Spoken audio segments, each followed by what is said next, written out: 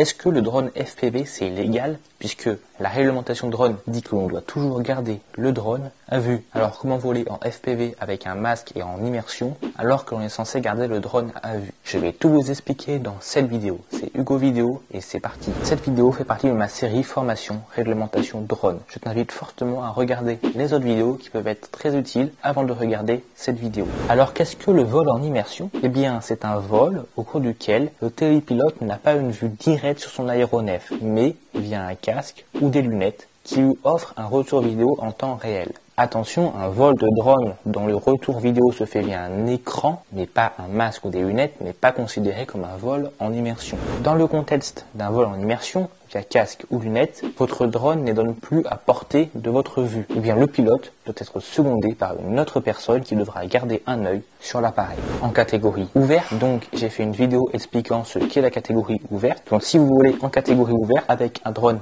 FPV ou un drone en immersion, l'observateur il doit se tenir aux côtés du pilote pour être en mesure de le prévenir si le drone risque de ne plus être en vue directe ou à l'approche d'un danger potentiel. Quand je dis que le drone risque de ne plus être en vue directe, c'est-à-dire que l'observateur ne peut plus voir le drone en vue directe, mais pas le télépilote. L'observateur n'a pas besoin d'être enregistré en tant qu'exploitant de drone, et il n'a pas non plus besoin d'avoir suivi une formation spécifique. Il n'a pas non plus besoin d'une seconde radiocommande, et le pilote en immersion, c'est celui qui engage sa responsabilité pendant le vol. Pour ce qui est de la catégorie spécifique, là, c'est différent. L'observateur doit toujours se tenir aux côtés du pilote pour être en mesure de le prévenir si le drone risque de ne plus être en vue directe ou à l'approche d'un danger potentiel, et l'observateur doit satisfaire à tous les requis piloter le drone, c'est-à-dire son enregistrement en tant qu'exploitant, il doit avoir fait les formations nécessaires et les examens obligatoires qui correspondent au drone et à l'exploitation spécifique. Pourtant, il n'a pas besoin d'une seconde radiocommande, mais c'est quand même l'observateur qui engage sa responsabilité pendant le vol. Donc, lorsque vous volez en immersion en catégorie spécifique, c'est l'observateur qui doit détenir tous les prérequis et qui est responsable en cas de problème. Pour ce qui est des vols en immersion, il y a eu beaucoup de changements sur la réglementation. Autrement dit, sur Internet, on trouve différentes informations. C'est pour ça, lorsque vous cherchez des informations sur Internet, renseignez-vous bien sur la date de ces informations-là.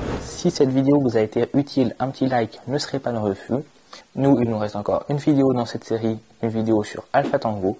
On se retrouve la semaine prochaine pour cette vidéo. C'était Hugo Vidéo. À bientôt.